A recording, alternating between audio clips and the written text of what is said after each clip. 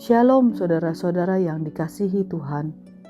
Selamat bergabung di dalam program Tuhan Adalah Gembalaku. Sebuah program di mana kita bersama-sama merenungkan firman Tuhan. Firman yang meneguhkan iman agar kita hidup menyenangkan hati Tuhan dan menjadi berkat bagi sesama.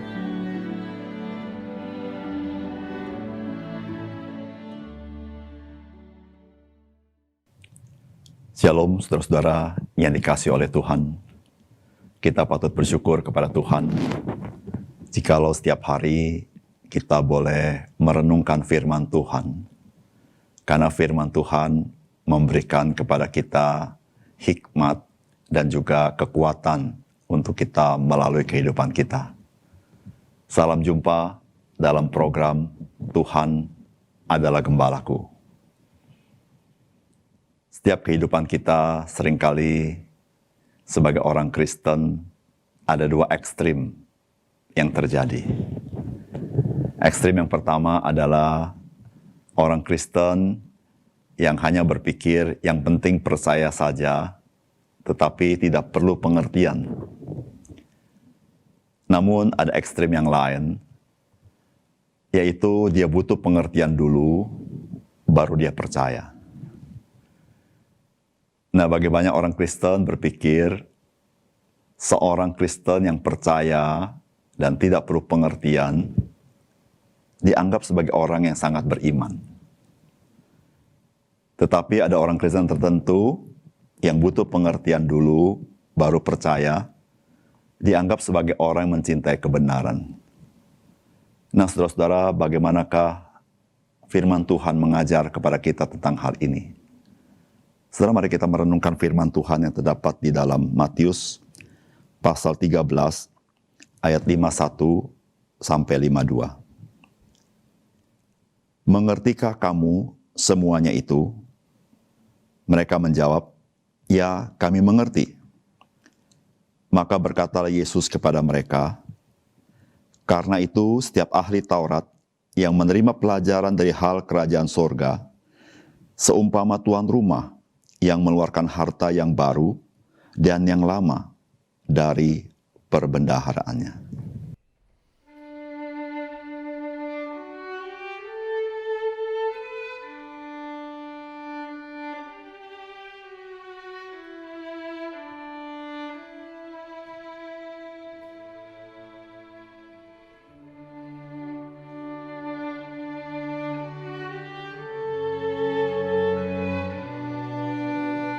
Saudara-saudara yang dikasihi oleh Tuhan, perkataan Tuhan Yesus yang tadi kita baca merupakan pertanyaan Tuhan Yesus kepada murid-muridnya setelah Tuhan Yesus mengajar mengenai perumpamaan kerajaan surga. Tuhan Yesus mau tahu apakah murid-muridnya mengerti apa yang Tuhan Yesus ajarkan kepada mereka. Dari apa yang Tuhan Yesus katakan kepada murid-muridnya ini, apakah pesan yang Tuhan Yesus berikan kepada mereka? Yang pertama, saudara-saudara, pesan Tuhan Yesus adalah Tuhan Yesus menghendaki orang-orang percaya menjadi orang-orang pembelajar firman Tuhan. Saudara, hal ini kita bisa ketahui dikatakan di ayat 52. Di situ dikatakan, karena itu setiap ahli Taurat yang menerima pelajaran dari hal kerajaan sorga. Yang menerima pelajaran. Itu bisa diartikan sebagai yang menjadi murid. Atau bisa diartikan sebagai yang menjadi pembelajar. Tuhan Yesus ingin kita sebagai orang percaya, kita menjadi seorang yang mau belajar firman Tuhan. Saudara, belajar perlu disiplin. Oleh karena itu, murid disebut dalam bahasa Inggris disciple.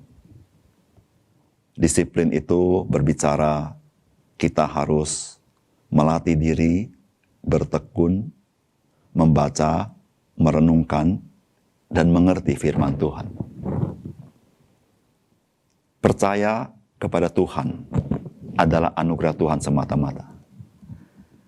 Tetapi setelah kita percaya, Tuhan ingin kita menjadi orang yang belajar firman Tuhan, supaya iman kita bertumbuh, karena kita mengerti kebenaran firman Tuhan. Saudara yang kasih dalam Tuhan, sebagai orang percaya, kita tidak boleh menjadi orang yang tidak ada satu semangat untuk mengerti hati Tuhan. Sebab jikalau demikian, maka kita tidak pernah bisa menyenangkan hatinya. Hanya orang-orang yang mengerti hati Tuhan, orang-orang inilah yang bisa menyenangkan hati Tuhan. Saudara, hati Tuhan ada di dalam kitab suci. Oleh karena itu, tidak bisa tidak, sebagai orang percaya, saudara dan saya harus menjadi seorang murid, seorang pembelajar firman, bertekun di dalamnya, supaya kita semakin mengenal Tuhan, mengenal rencananya, dan mengenal hati Tuhan. Yang kedua, saudara, Tuhan Yesus menghendaki orang-orang percaya memahami rencana Allah terkait dengan kerajaan surga, supaya kita boleh terlibat di dalam pekerjaan Tuhan. Saudara, di dalam ayat 52, Tuhan Yesus berkata, karena itu setiap ahli Taurat.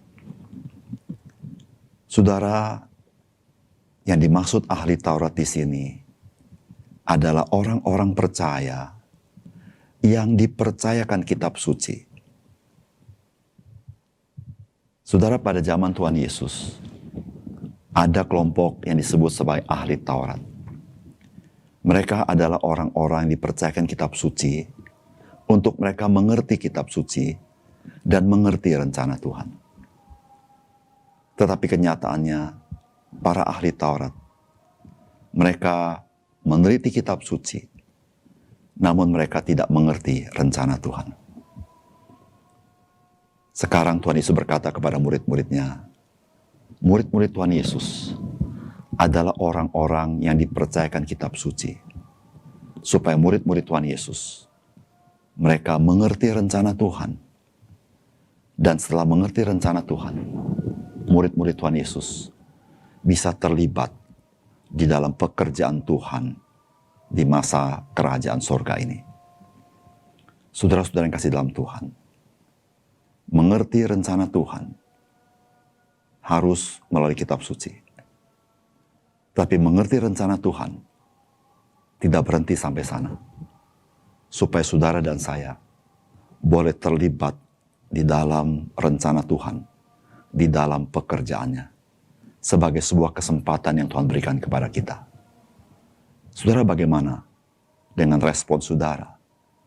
Kita yang berada di dalam masa anugerah, kita yang mengerti rencana Tuhan, kita yang mengerti panggilan Tuhan, kita berada di dalam kerajaan surga ini.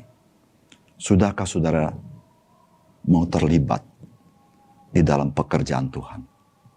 Sudahkah saudara menyerahkan hidup untuk melayani Dia sebagai satu anugerah, sebagai sebuah kesempatan kita masuk dalam rencana Tuhan yang mulia itu?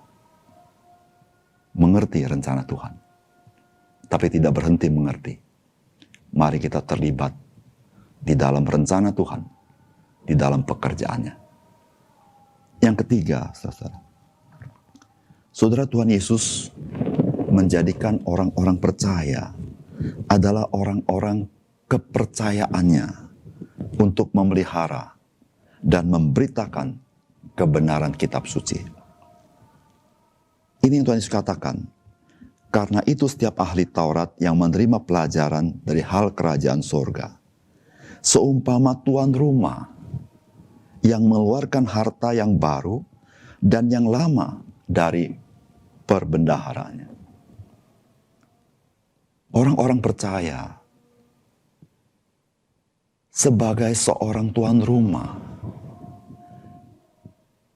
yang memiliki kitab suci. Dan sebagai tuan rumah, maka orang-orang percaya itu dia memelihara kitab suci, baik perjanjian lama maupun perjanjian baru. Bukan saja dia memelihara, tetapi dia memberitakannya. Saudara-saudara yang kasih dalam Tuhan, Injil sudah ada sejak perjanjian lama. Dan Injil semakin nyata di dalam perjanjian baru. Dan orang-orang percaya menjadi tuan rumah, menjadi orang kepercayaan yang Tuhan percayakan kitab suci kepadanya. Supaya kitab suci dipelihara, tapi juga diberitakan di tengah-tengah dunia ini. Bukankah sebuah anugerah yang Tuhan berikan kepada kita?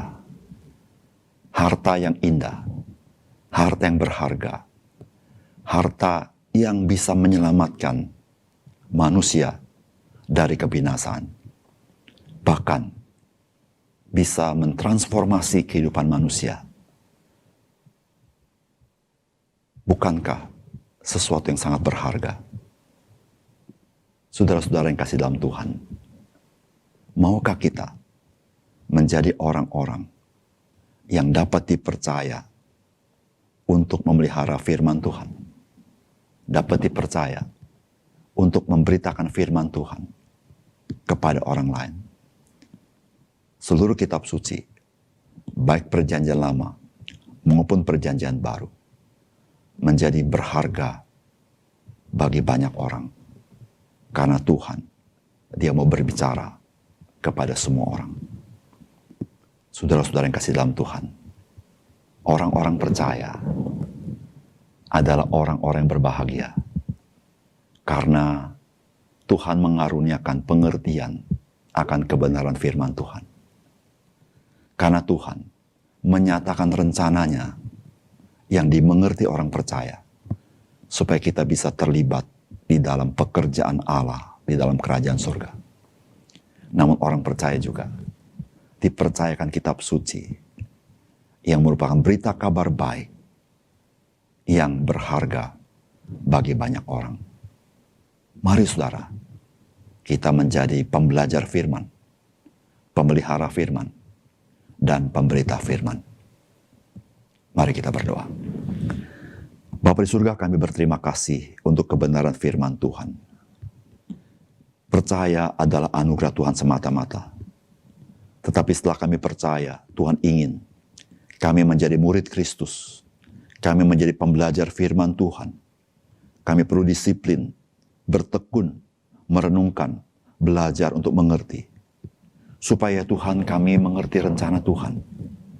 Sehingga kami boleh masuk di dalam rencana-Mu dan terlibat dalam pekerjaan-Mu ya Tuhan. Tuhan, kami terima kasih kepada Engkau. Firman Tuhan, kitab suci yang begitu berharga, Tuhan percayakan kepada kami sebagai tuan rumah, supaya kami memeliharanya dengan baik. Bahkan kami memberitakan firman-Mu yang dibutuhkan oleh manusia. Tuhan, jadikanlah hidup kami hidup yang sungguh-sungguh kami mengerti firman-Mu, hidup yang sungguh-sungguh kami hidup dalam rencana Tuhan. Bahkan kami juga menjadi orang-orang yang menaburkan benih yang hidup, itu firman Tuhan ke dalam hati manusia, sehingga banyak manusia diselamatkan dan diubahkan oleh Engkau. Tuhan, kami serahkan hidup kami ke dalam tangan-Mu. Terima kasih Tuhan. Dalam nama Tuhan Yesus kami berdoa. Amin.